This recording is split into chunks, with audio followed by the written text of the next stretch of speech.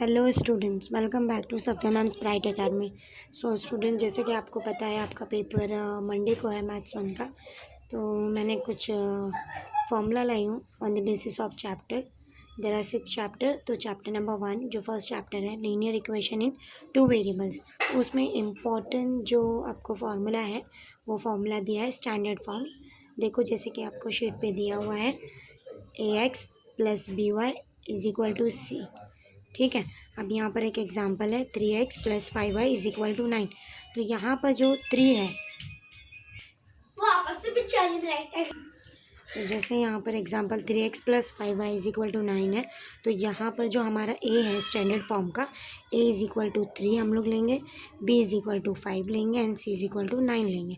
तो यहाँ पर दो फार्मूले के बेस पे हम लोग को चैप्टर नंबर 1 करना है। तो फर्स्ट वाला क्या हम लोगों ने फार्मूला देखे, ax plus B Y is equal to c, जिसका एग्जाम्पल देखे। तो यहाँ पर a क्या होगा 3 होगा, b क्या होगा 5 एंड c क्या होगा 9 होगा। हम लोग एक और क्वेश्चन देखते हैं। तो जैसे कि स्टूडेंट आप एग्जांपल देख रहे हैं, ये स्टैंडर्ड फॉर्म है, इसका एग्जांपल है। ठीक है। तो यहाँ पर मैंने एक जो क्वेश्चन ली हूँ, अब मैं आपको बताऊँगी। यहाँ पर ए जो है वो हमारा 4 होगा, तो हम लोग इसको कैसे लिखेंगे, ए इज इक्वल टू 4। बी जो है वो हमारा 5 होगा और सी हमारा 3 होगा। ओके।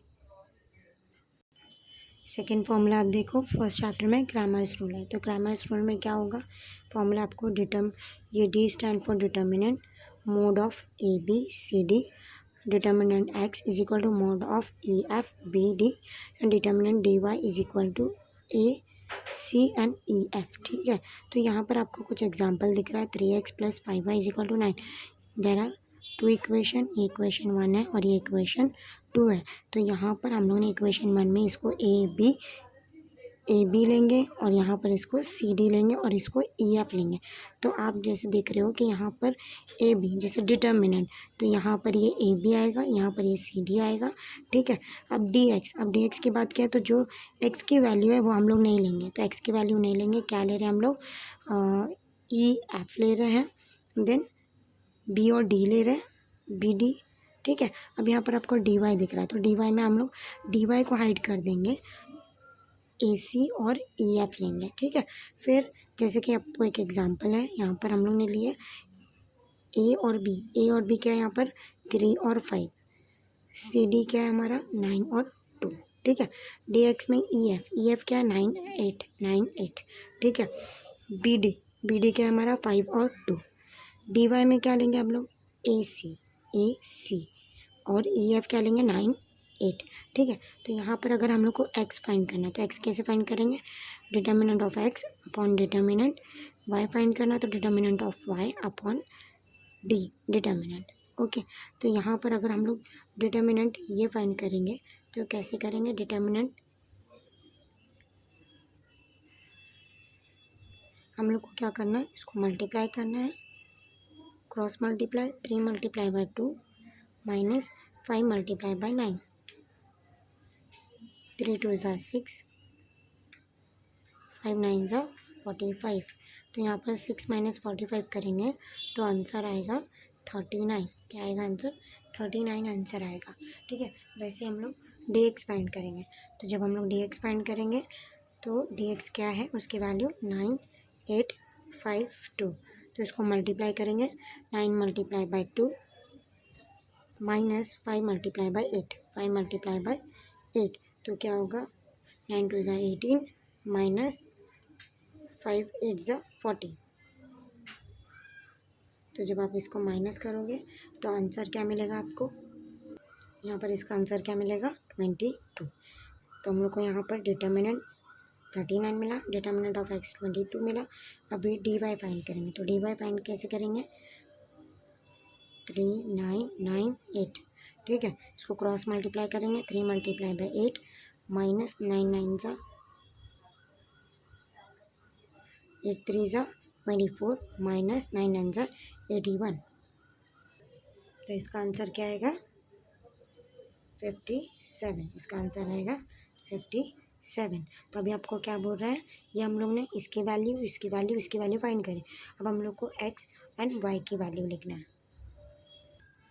अगर आप x देखोगे तो x dx की वैल्यू क्या है 22/39, dy की वैल्यू 57 एंड d की वैल्यू 39। तो हम लोग ये कैंसिल नहीं होगा बट ये कैंसिल होगा।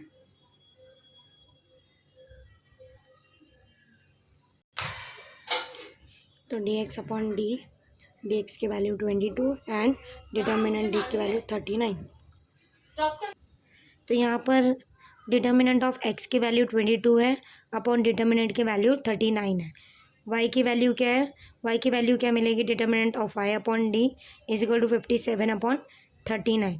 ओके, तो ये x की वैल्यू और ये y की वैल्यू। तो Cramer's rule very very important, ठीक है।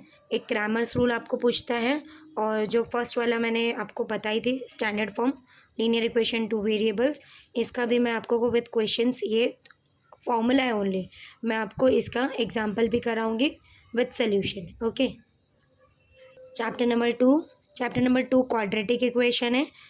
स्टैंडर्ड फॉर्म इसका देखो आप लोग, ax² plus bx plus c is equal to 0, ठीक है। इसके एक एग्जाम्पल है, एग्जाम्पल में आपको क्या दिख रहा है, a की वैल्यू दिख रही है, ठीक है। a की वैल्यू क्या है 3 वैल्यू है, b की वैल्यू 4 है, c की वैल्यू 1 है। मैं आपको एक और एक एग्जाम्पल बताती हूँ। देखो मैंने इसका यहाँ पर स्टैंडर्ड फॉर्म लिख दी, यहाँ पर एक एग्जाम्पल लिख दी हूँ, ठीक है। तो यहाँ पर जो हमारा a है वो क्या है 5 है, a क्या है हमारा 5 है, b क्या है हमारा यहाँ पर 3 है, और c की वैल्यू क्या है 9 है। अभी ये तो स्टैंडर्ड फॉर्म हो गया। फॉर्मूला मेथड आपको क्या दिख रहा है, x is equal to minus B plus minus square root of b² minus 4ac upon 2a, ठीक है। ये स्टैंडर्ड फॉर्म हो गया, ये दूसरा फॉर्मूला मेथड है। अब यहाँ पर देखो इसके भी एग्जांपल, ये सिर्फ हम लोग फॉर्मूला देख रहे हैं, ठीक है, चैप्टर वाइज फॉर्मूला देख रहे हैं। इसके बाद में हम लोग इसके क्वेश्चंस विद सॉल्यूशन देखेंगे, ठीक है। ये फॉर्मूले, अगर आपको फॉर्मूले आ जाएंगे तो आप इजीली कोई भी क्वेश्चन सॉल्व कर लोगे, ठीक है। तो चैप्टर नंबर 2 का ये सेकेंड फॉर्मूला है, नेचर ऑफ रूट्स, ठीक है। यहाँ पर nature of delta is equal to b² minus 4ac। If delta is greater than 0, अगर डेल्टा 0 से ग्रेटर है तो रूट क्या होगा, roots are real and unequal. Roots क्या होंगे, रियल होंगे और अनइक्वल होंगे। Greater delta is less than 0, roots are not real, roots क्या होंगे, रियल नहीं होंगे। If delta is equal to 0 तो roots are equal and real and equal. Okay, ये 3 कंडीशन है। डेल्टा इज इक्वल टू, आपको ये सॉल्व करना रहेगा, देन उसके बाद डेल्टा सॉल्व करना रहेगा b² माइनस 4ac। यहाँ पर देखो b² माइनस 4ac, आप ये सॉल्व करेंगे तो ये इजीली इसकी वैल्यू जो यहाँ पुट करेंगे, ठीक है। तो ये जो फॉर्मूला है किसका फॉर्मूला है, डेल्टा का फॉर्मूला है। तो डेल्टा अगर 0 से ग्रेटर होगा तो हम लोग क्या बोलेंगे, रूट्स क्या है, ये जो रूट है ये क्या है, रियल है एंड अनइक्वल है। अगर डेल्टा इज़ लेस देन 0 है तो यहाँ पर हम लोग क्या बोलेंगे, रूट्स आर नॉट रियल, ठीक है। और डेल्टा इक्वल टू 0, अगर डेल्टा 0 के इक्वल है तो यहाँ पर रूट्स रियल भी होगा और इक्वल भी होगा। देखो sum of roots, alpha plus beta is equal to minus B upon a, ठीक है। Sum of roots, product of roots, sum of roots मतलब होता है एडिशन, ठीक है। तो अल्फा और बीटा का जब एडिशन करेंगे तो उसका क्या फॉर्मूला होगा, minus B upon A. Product of roots alpha into beta, तो उसका क्या फॉर्मूला लिखेंगे हम लोग, सी अपॉन ए, ठीक है। यहाँ पर रिक्वायर्ड क्वाड्रेटिक इक्वेशन, क्या आप एक क्वाड्रेटिक इक्वेशन कैसे बनाओगे, तो क्वाड्रेटिक इक्वेशन बनाने के लिए हम लोग को सम ऑफ रूट और प्रोडक्ट ऑफ रूट का यूज़ करना होगा। जैसे x² minus product sum of root alpha plus beta plus product of root alpha into beta is equal to 0, ठीक है। तो यहाँ पर x² minus alpha plus beta करेंगे तो यहाँ पर मान लो कि 3x आएगा, प्लस अल्फा इंटू बीटा करेंगे तो 2 आएगा, ठीक है। तो यहाँ पर ये फॉर्मूले का यूज़ करके हम लोग एक क्वाड्रेटिक इक्वेशन फॉर्म कर सकते हैं। थर्ड चैप्टर देखते हैं। थर्ड चैप्टर क्या है, अर्थमेटिक प्रोग्रेशंस। अर्थमेटिक प्रोग्रेशन हम लोग यहाँ पर टर्म्स देखेंगे, डिफरेंस देखेंगे, ठीक है। तो यहाँ पर आपको क्या दिख रहा है, फर्स्ट टर्म, तो फर्स्ट टर्म को हम लोग ए भी लिखते हैं और T1 भी लिखते हैं। फर्स्ट टर्म को हम लोग ए लिखेंगे, डिफरेंस को हम लोग क्या शो करते हैं, डी से शो करते हैं। nth मीन्स n जहाँ पर रहेगा उसके नंबर्स होंगे, जैसे यहाँ पर nth है तो nth के प्लेस पर यहाँ पर 7 लिख सकते हैं। यहाँ पर एक फॉर्मूला है, ठीक है, Tn is equal to a plus n minus 1 D. तो अगर आपको a फर्स्ट टर्म 2 है प्लस n यहाँ पर 7 है माइनस 1, डिफरेंस क्या है, जो वैल्यूज़ दी हुई है उसके डिफरेंस अगर 1 है, ठीक है, तो वैल्यूज़ को पुट करके फॉर्मूले में पुट करके आप क्या फाइंड कर सकते हो, इसका T7 फाइंड कर सकते हो। ठीक है, मैं आपको करके दिखाती हूँ। देखो जैसे यहाँ पर वैल्यू दी हुई है a is equal to 2, n is equal to 7, d is equal to 1। यहाँ पर फॉर्मूला है Tn, मीन्स यहाँ पर Tn फाइंड करने के लिए फॉर्मूला है a plus n minus 1 into D. ठीक है, तो यहाँ पर जो n है वो क्या है 7। ठीक है, तो यहाँ पर T7 is equal to a के प्लेस पर आप क्या लिखोगे 2 प्लस n के प्लेस पर 7 माइनस 1 इंटू यहाँ पर d क्या है हमारा 1 है। ठीक है, तो 2 प्लस 7 माइनस 1 क्या हो जाएगा 6 हो जाएगा इंटू 1। तो यहाँ पर 2 प्लस 6 1 ज़ा 6, तो T7 क्या हो जाएगा 2 प्लस 6 क्या होगा 8 होगा। तो T7 की वैल्यू क्या आएगी 8 आएगी। अभी यहाँ पर देखो, यहाँ पर आपने Tn फाइंड किया, यहाँ पर अगर एक क्वेश्चन होगा जिसमें आपको डिफरेंस फाइंड करना होगा। ठीक है, जैसे कि यहाँ पर T1 की वैल्यू, T2 की वैल्यू, T3 की वैल्यू, T4 T5 एक्सेट्रा सबकी वैल्यूज़ दी हुई है। ठीक है, आपको बोल रहा है कि डिफरेंस बताओ कि टू टर्म्स के बीच का डिफरेंस क्या होगा। तो टू टर्म्स के बीच का डिफरेंस जो है, लाइक अगर T2 है, ठीक है, तो यहाँ पर T1 T2 T3 up to T5 है, तो T2 माइनस T1 करेंगे तो T2 की वैल्यू क्या है 4, T1 की वैल्यू क्या है 3, तो 4 माइनस 3 क्या हो जाएगा 1। ठीक है, अभी यहाँ पर ये T2 और T3 की वैल्यू निकाले तो 1 हो गया। अब आप क्या कर सकते हो, T3 माइनस T2 करोगे तो 5 माइनस 4 करोगे तो अगेन 1 आ जाएगा। अभी T5 minus T4 T4 minus T3 करोगे 6 माइनस 5 1 आ जाएगा।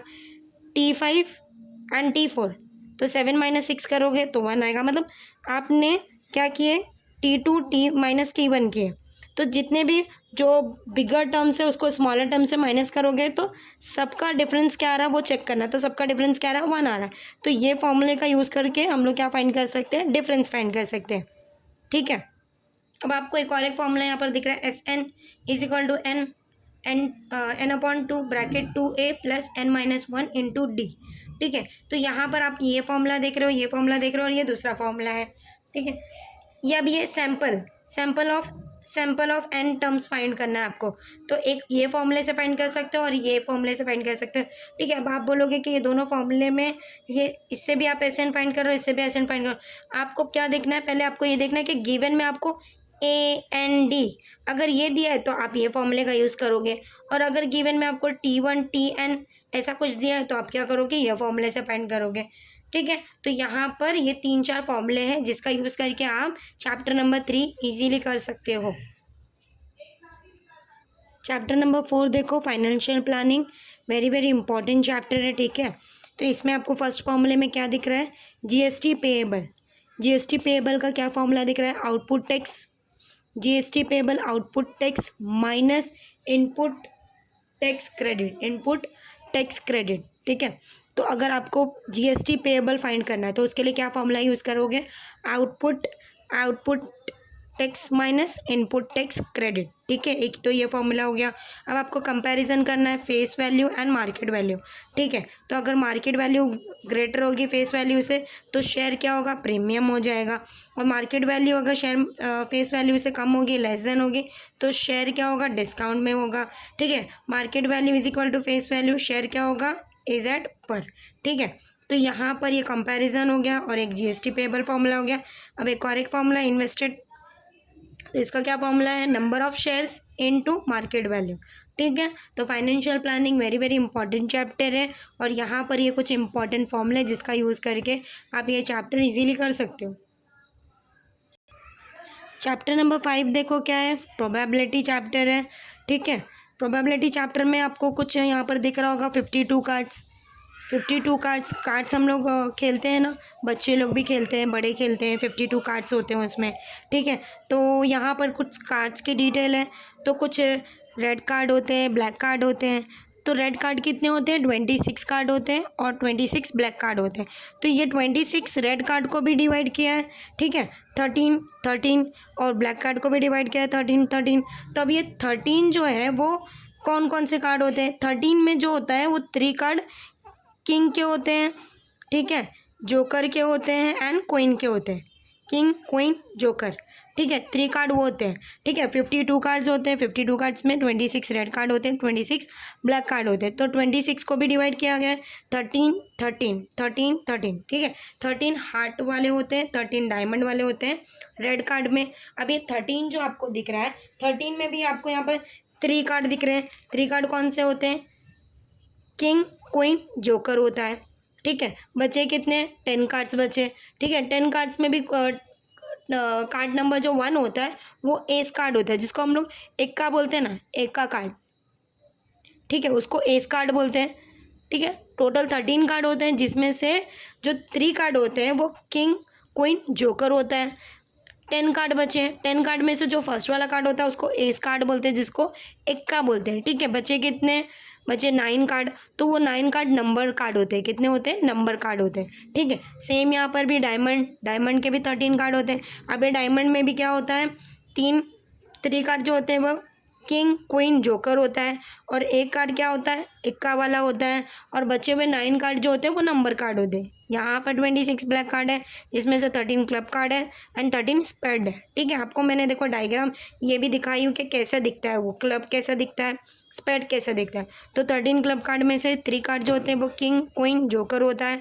सेम फर्स्ट वाला कार्ड एस कार्ड होता है, रिमेनिंग 9 कार्ड जो होते हैं वो नंबर कार्ड होते हैं, ठीक है। सेम इसमें भी 3 किंग क्वीन जोकर कार्ड होता है, एस कार्ड होता है, और 9 नंबर कार्ड होते हैं, ठीक है। तो ये क्लियर है।